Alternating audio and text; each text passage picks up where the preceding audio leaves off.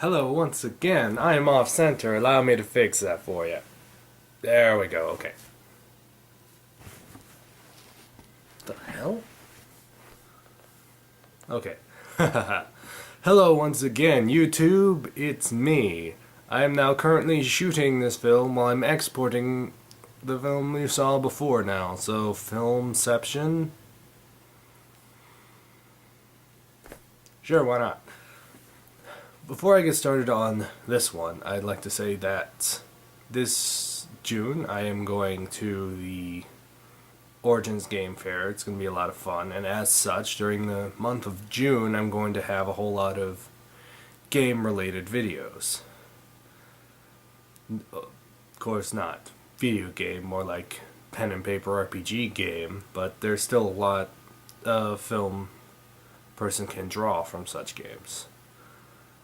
Since we're on the subject of video games, I'd like to talk to you about a game that I most recently finished, Bioshock Infinite. It's an awesome game. Let me tell you, the ending is absolutely amazing. Alright, so Elizabeth, got you. I'm not going to tell you about the ending. Because really, I want people to be able to experience the game in its full entirety, and because it's beautiful. It's an awesome, awesome game. I want to play it again. I won't play it again because I have vacation to plan for, and work to do, and summer classes. Do you remember when you were a kid and summer was just about hanging out with your friends, playing video games, staying up all night and eating junk food? I miss those days. Anyway, so what are we going to talk about? Well, there are two things that I mainly want to talk about in regards to this video game and the film industry in general. How is a video game like the film industry? Well, they're kind of rivals at the moment. And since these two art forms came out more or less pretty close to each other, I mean, compared to like film and like painting, we can see kind of, the same sort of steps happening. I mean, films used to be really simplistic of just people walking around. Games were pretty simplistic, is just jumping on little mushroom guys, which are actually chestnuts. Yes, I'm cultured. So, comparing the two really doesn't seem all that much of a stretch, especially since both are collaborative arts. Film is not created by a person, neither is a video game. Well, it can be, in both cases, but generally, the big ones that you hear about are not made by a person or a game developer. It's created by many people. Hang on a minute, my computer's gonna overheat. My computer! So I am talking very fast because I want to make sure that I get everything I need to say in the video before the time limit runs out. And I know you guys don't want to sit here for 5 hours staring at my face while I'm going on and on and on, so try and make it brief. The two things I want to talk about. First one is Columbia in and of itself. My friend Nathan said that, it's rather astute in this observation, that it doesn't matter where Bioshock is set, because the story is still just as strong. And I agree. I mean, Bioshock Infinite could have taken place in New Orleans. Personally, I think it'd be pretty cool to stick Murder of Crows on people in an above-ground graveyard. That'd be pretty damn cool. But, so, Columbia is not requisite for telling the story. It's certainly really cool. It helps tell the story. But it's not the story itself. The story is not about Columbia, necessarily. The story is about Booker DeWitt and Elizabeth.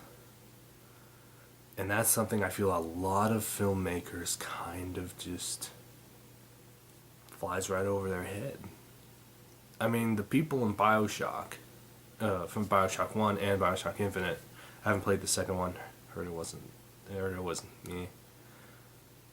I'll look at it myself in order to determine. But they treated their sets, the City of Rapture and the City of Columbia, as individual characters.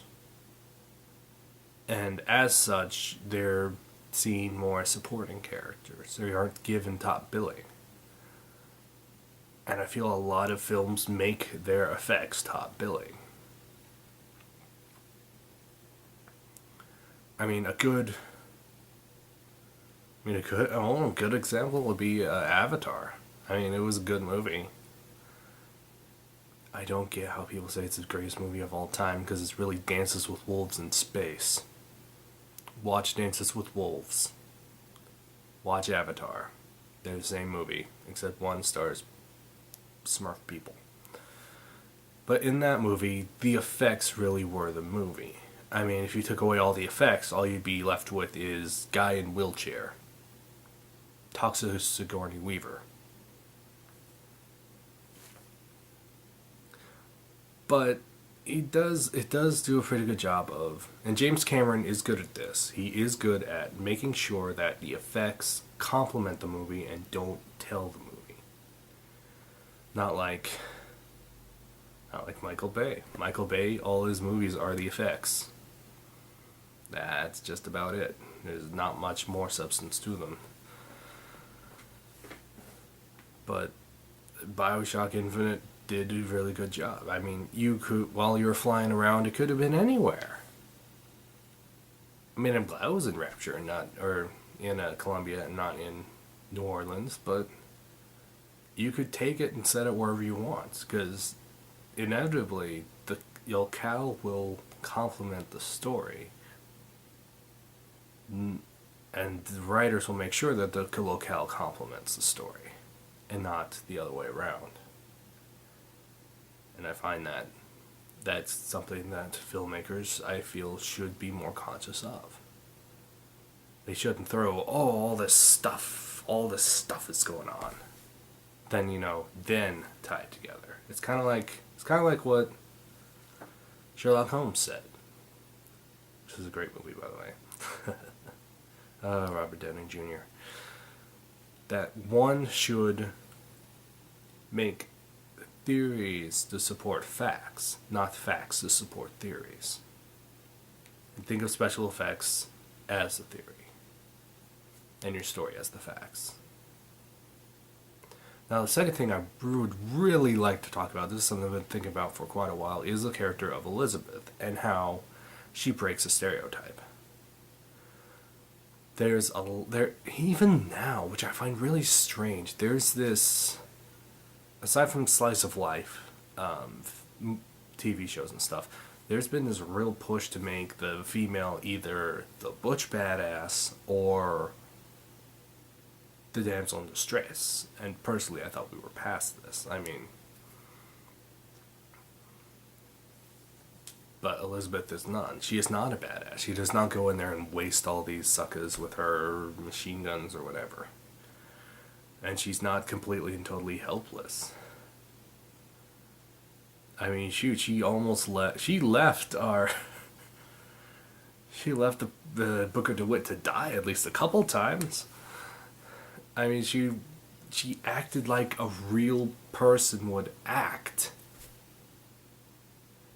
She had more than one dimension, which made when she did things that, it's so hard, I can't reveal it. When she did things that kind of went against her character, you really felt it, because this is like, wow, this is not like the whiny Ashley from Resident Evil 4, where like, okay, I have to protect her because she is part of the story. She's just like, she's required for me to move from point A to point B. It's like, wow, this is really big and moving on the character. And films don't do that. I mean, shoot, bring him up again, Michael Bay. What purpose did Megan Fox serve in the movies?